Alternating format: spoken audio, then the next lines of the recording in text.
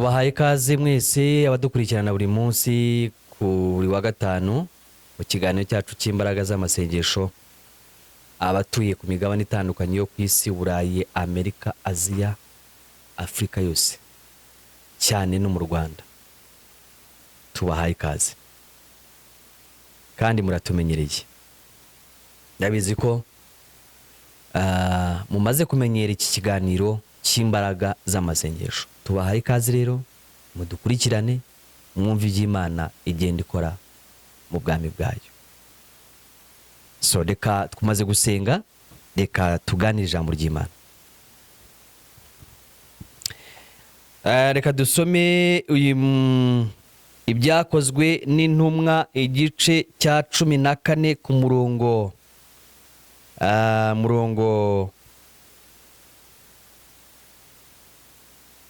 w'umunani.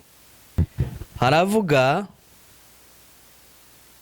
umurongo w'umunani, aravuga ngo Lusitira hariho umuntu wavutse arema ibirenge, ntabwo yari akigenza,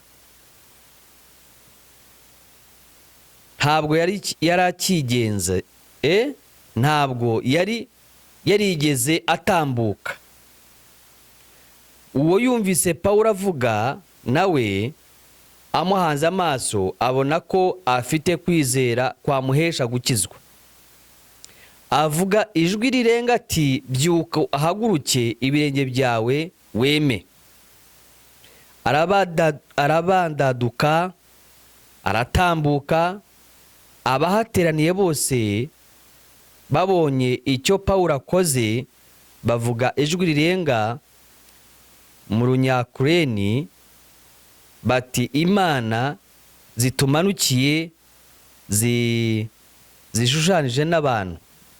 Maze Barinaba bamwita Zewa na Pawulo bamwita Herume, kuko ari we warushaga kuvuga. Nuko umutambyi wa Zewu, ariyo yari afite urusengero rwayo imbere y'umudugudu, azana amapfizi yambaye imyishywa ku irembo y'umudugudu, ashaka gutamba igitambo we na rubanda rwari ruhari. Ariko intumwa na Barinaba na Pawulo babyumvise, bashishimura imyenda, baturumbukira muri rubanda, bavuga ijwi rirenga bati, mwa bagabo mwe, ni iki gitumye mugira mutyo?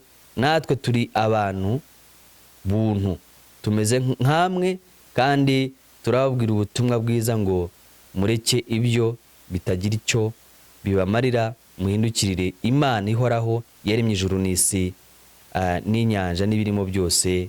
Amen. Uyu munsi kwa gatanu ni umunsi dukunze guhuraho tuganira amagambo y'Imana kenshi. Uyu munsi ariko dufite amateraniro. Dufite amateraniro yirirwamo, tuba dufite abavugabutumwa, nanjye bamari, dufite abanyamasengesho basenga b'imbaraga, basenga kandi b'imbaraga, bafite amavuta, barasenga. Uyu munsi rero ni kuwa gatanu, turabatumira, ni muze twifatanye dusenge Imana.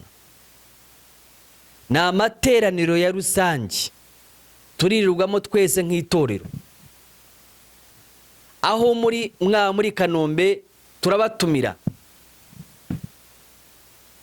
abari za Remera, za Kabuga n'ahandi hose turabatumira, muze dusenge Imana, muze twongere duhure n'ibihe by'Imana.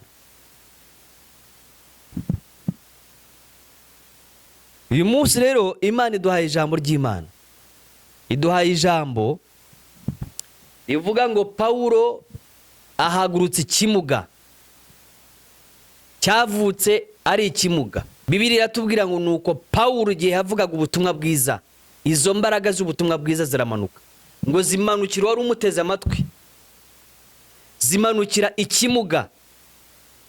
Bibiliya yavuga ngo ikimuga ngo cyari kimuhanze amaso, ngo kireba uburyo Pawulo yigisha amagambo y'Imana, ngo muri we yakira imbaraga yo kwizera mu mutima we ashingiye ku butumwa bwiza Pawulo yaramaze kuvugira aho hantu.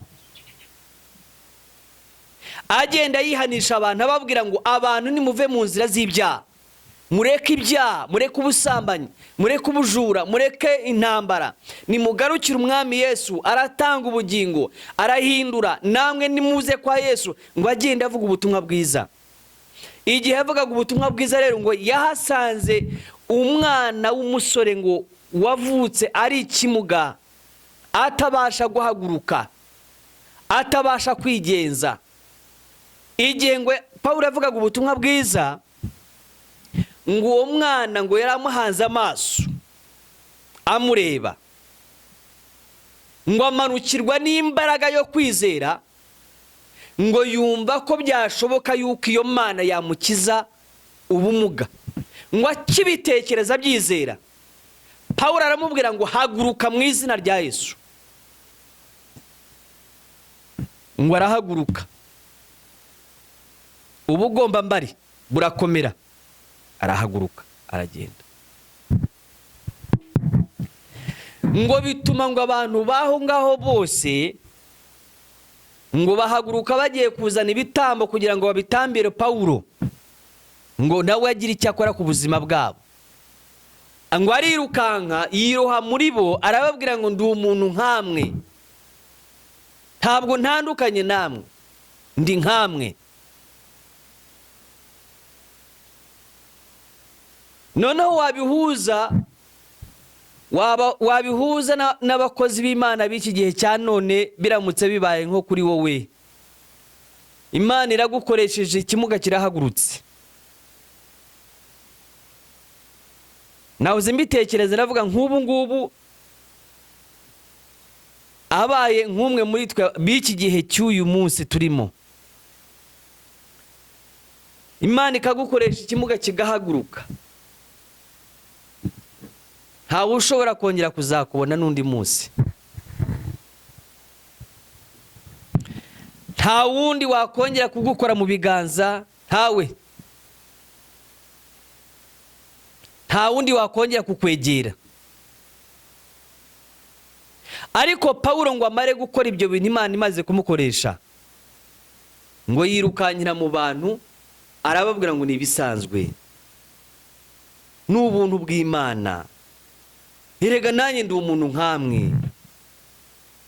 Bari bazanye ibitambo, bazanye amaka, bazanye ibintu, bazanye ubutunzi bwose baburushiza, ngo Pawulo ngo nawe ngo icyo kintu akore uwo muntu, ngo akibakoreye nabo.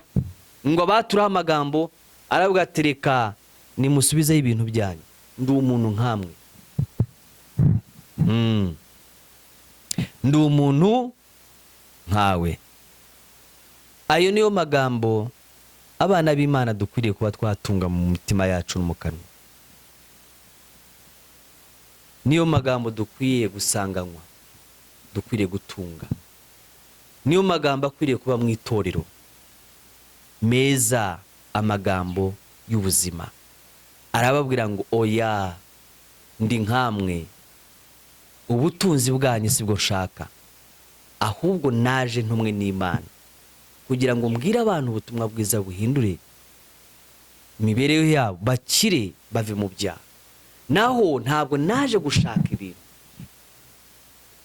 Pawulo yashaka ibintu kuko yari yarize, aba yaragiye gushaka akazi nk'uko abarangije amashuri bose bigenda, kandi yari umunyamategeko ukomeye cyane bizera. Iyo usomye neza ugakurikirana amateka ya Pawulo, bakubwira yuko yari mu nteko y'Abayuda igizwe n'abantu 5 bakomeye bafataga ibyemezo. Pawulo yari abarimo. Byumvikana ko yari umuntu ukomeye cyane kandi uzwi. Kandi kubijyananye n'amategeko, yari umuntu uzi amategeko kuyasobanura ubwayo, ingingo ku yindi yarabishoboye. ntabwo yari abuze akazi ngo agende agakore hanyuma ahembwe, oya. Ariko ngo Imana imare kumukoresha icyo kintu cyo gusengera umuntu wari ikimuga agahaguruka. Abari aho bose ngo barirukanka bajya kumuzanira ibitambo byo kugira ngo nawe agire icyo bakorera. Arabahakanira avuga ati musigeho, jyewe ntabwo nkorera ibihembo, nta bihembo nabatse, naje kubabwira ubutumwa bwiza kandi bubasha guhindura ubuzima bwanyu. Naje kubabwira Yesu mutazi kugira ngo nimumumenya abazanira ubuzima muri mwe, abaho ubugingo. Ntabwo nazanywe no kuvuga ubutumwa bwiza burimo ibihembo mu mpemba, oya. Ni ubuntu nagiriwe nk'uko nawe wabugirirwa. Inshuti y'Imana turimo tuvugana uyu munsi, nagira nkubwire ngo nawe ubwo bumuga wicayemo Imana yabukuramo uramutse uhagurutse ugatumbira Yesu. Ikimuga ngo gitumbera Pawulo igihe yarimo avuga ubutumwa bwiza, ngo atumbira Pawulo, ngo bimuhwanyirizwa no kwizera bituma akira. Byatumye ngo akira ubumuga bwe, ngo abukurwaho, ahabwa amaguru mazima, arahaguruka aragenda. Ngo abikuye mu kwizera amagambo Pawulo yavugaga, bumuhesha kuba muzima. Nababwiye ngo bene data, nta numwe muri mwe jyana ayo mafaranga mu bapfumu bayarye, ukwezi gushira usubireyo ujyana amafaranga bayarye, ujye mu bapfumu ujyana amafaranga bayarye, n'ubundi bazakomeza kubwira ngo garuka, hari ibyo tugomba kongera kugira ngo umuti ukore neza, bazayarya. Kandi inshuti, bishobotse uyazanye mu rusengero rw'Imana, ukagira ibyo ukora mu bwami bw'Imana, ufite ingororano hano ku isi ndetse no mu ijuru. Uzahembwa ukiri mu isi ndetse no mu ijuru uhembwe. Ayo mafaranga ujyana mu bapfumu, ayo mafaranga ubajyanira, baragenda bakayafata bakayatongera. Uyazanye rimwe na rimwe akagira inyatsi z'ibihe byose, nta kintu akoraho ngo kiyunguke. Bajyana amafaranga, murayajyana mukayatwara mu bapfumu, icyo mwashakaga ntimukibone, ndetse n'icyo mwari mufite mukacyamburwa. Hanyuma uwari ufite ibintu agasigara nta bintu agira. Niko isi iteye. Ariko iki gitondo nzanye ijambo rivuga ngo ijambo ry'Imana wariteze amatwi ryaguhagurutsa mu ntebe wicayemo y'isuzuguriro. Ijambo ry'Imana uryizeye ukarikoreramo ryagukura mu bushomeri. Wizeye ijambo ry'Imana ukarishyira mu mutima wawe ukahaguruka ukarikoresha, ryagukura mu busiribateri ukaryizera. Ijambo ry'Imana urifashe ukaryizereramo, ryaguhumura wari impumyi ugahumuka ukareba. Ijambo ry'Imana waryimitse mu mutima wawe ukaryizera ukarikoreramo, ryagukura muri ubwo bumuga waba wicayemo ugahinduka muzima, ukaba uw'agaciro. Niko byaje kugendekera uyu mugabo, ngo yateze amatwi Pawulo, yizera amagambo yavugaga, bityo ako kanya Pawulo ngo abona yuko yizeye amagambo yamubwiye. Pawulo arategeka aravuga ngo haguruka, arahaguruka. Haleluya. Kuki ukomeje kwicara ahantu hatari ahawe? Kuki uri mu buzima butari ubwawe ukabwemera, ukabusasira, ukabwuhagira, ukabwambika, kandi atari ubuzima bwawe? Kuki wemera kwicara mu buzima butari ubwawe? Ubwo buzima wicayemo si ubwawe, si bw'Imana yakwifurije.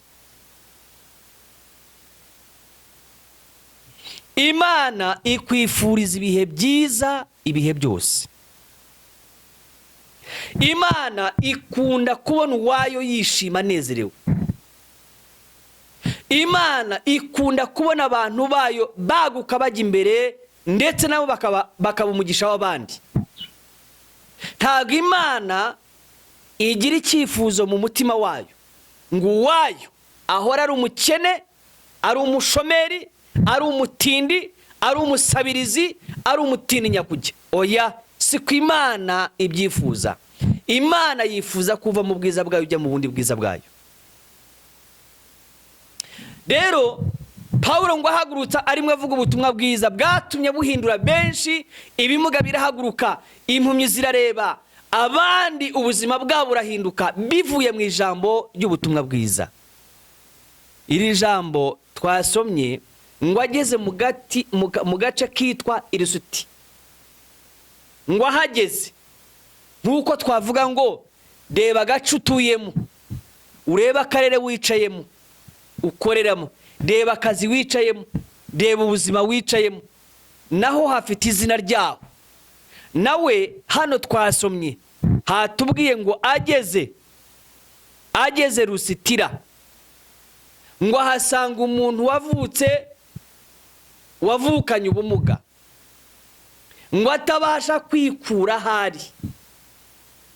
Ngo ahageze avuga ubutumwa bwiza, uwari ikimuga ngo ahanga amaso Pawulo, amutega amatwi, yakira ubutumwa bwiza, bituma yizera, ngo kwizera kwe bimukura mu bumuga aba muzima. Kuki utizera Imana wowe? Wakwizeye Imana? Kuki wizera abantu kurusha Imana? Wakwizeye Imana? Wagannye abakozi b'Imana b'abanyamwuka bakiri mu buntu bw'Imana, bakakwigisha gusenga no gushaka Imana. Washatse itorero ry'Umwuka Wera, aho ryaba riri hose rirahari. Nubwo hari ibindi bintu biri aho ngaho, ariko hari itorero rya Kristo. Hari abashumba, hari abatambyi bakiri mu butumwa bwiza, bakiri mu bintu by'umwimerere by'ubwami bw'Imana. Barahari.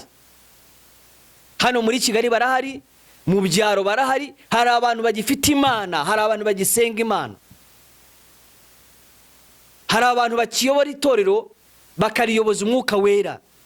Barahari. Wowe niba wicaye ahantu, ushaka itorero rya Mwuka Wera baguhuze n'Imana.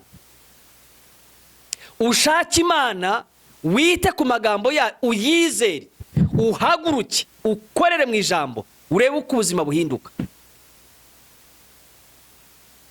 Naho wirukanka mu byumba, nta byumba utazi muri Kigali. Nta misozi n'imwe yo gusengerwaho utarageraho. Nimvuga ibi ngibi ntago mbihinyuza, simbyanga. Ariko shaka ahantu wicara uvuge ngo mfite abandera, mfite abanyobora, mfite abanjyana mu cyerekezo cy'Umwuka Wera, mfite abanjyana mu cyerekezo cy'ubwami bw'Imana, mfite abantu bankomeza, mfite abantu banyereka, mfite abantu banyigisha ijambo ry'Imana. Shaka hari itorero, shaka umushumba nyamushumba, shaka umutambyi w'amavuta w'Imana uriho ubwiza bw'Imana. Haleluya. Pawulo ngo ageze mu gace, abari ibimuga birahaguruka, abari impumyi barareba, abari bazingamye barazinguka, abari barazinzwe Imana irabazingura. Kubera umugaragu w'Imana ugeze mu gace ahazana ubuzima. ese ntiwifuza ko wowe nibura mu gihe kimwe nibura uzabe inkomoko y'ubuzima bw'abandi? Ntabwo ujya wicara ngo utekereze ko ukwiriye kuba waba umuntu w'umumaro mu gihe cyawe ukakimarira abandi? Urumva utaba uw'agaciro ahantu uri ngo nibura abantu bagushakeho imbuto nziza bakire, bagushakemo amagambo y'ubugingo, bagushakemo indirimbo z'umwuka wera, bagushakemo ibyiza, bagushakeho imbabazi, bagushakeho gukira. Ujya wicara ugatekereza ko ukwiriye kuba waba uwo muntu, umuntu ushobora kugera mu gace ibintu bigahinduka, umuntu ushobora kugera mu mudugudu abantu bakagira amahoro, umuntu ushobora kugera mu itorero rikagira ubuzima, umuntu ushobora kugera muri korari yari asanze wenda itari kuri gahunda akayishyira kuri gahunda akayiha ubuzima.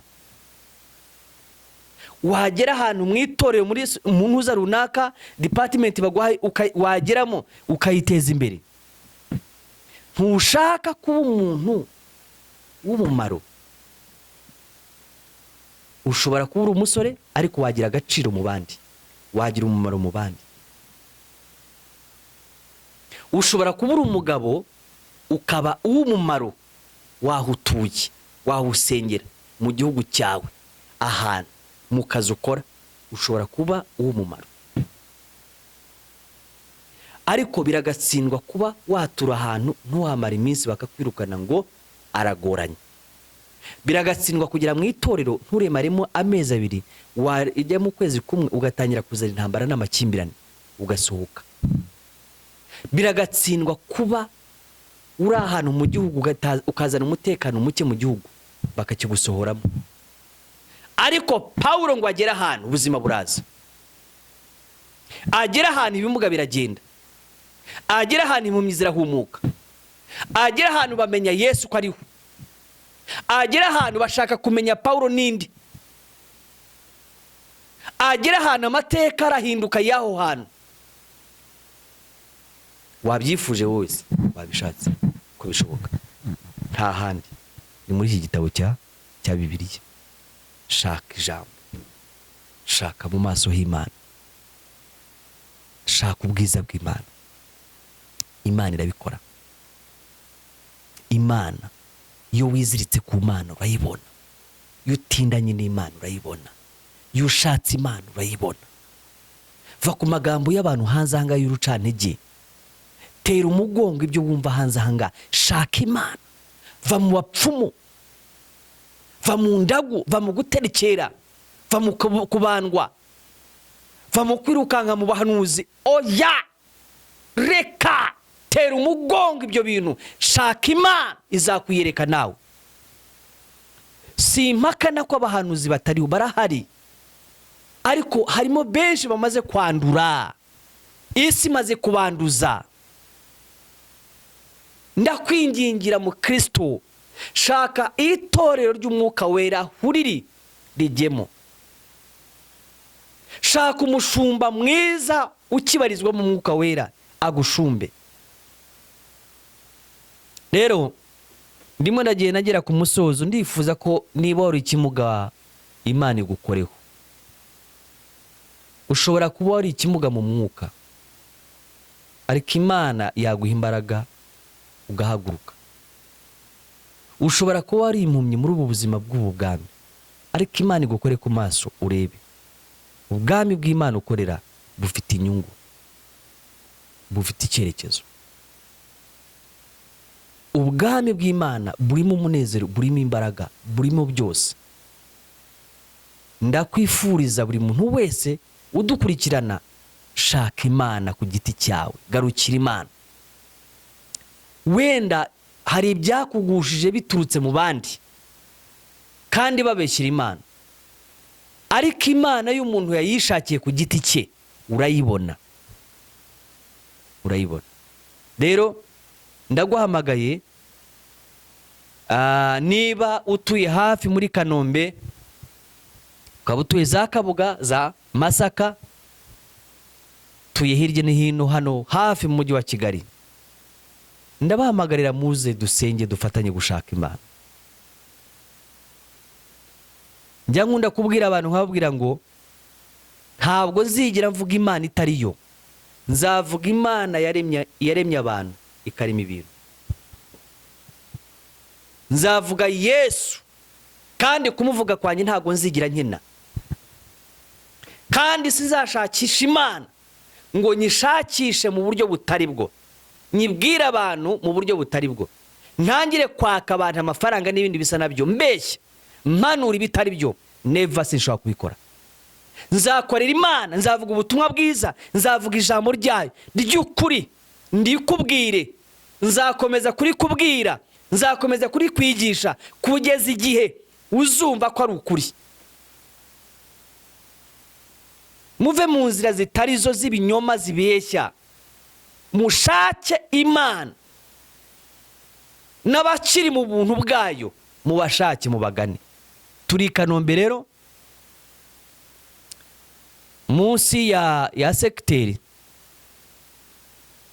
abandi baturuka kuri 15 waca kuri King David, ugakatira haruguru yayo, ugakomeza uwo muhanda urakuzana no ku rusengero.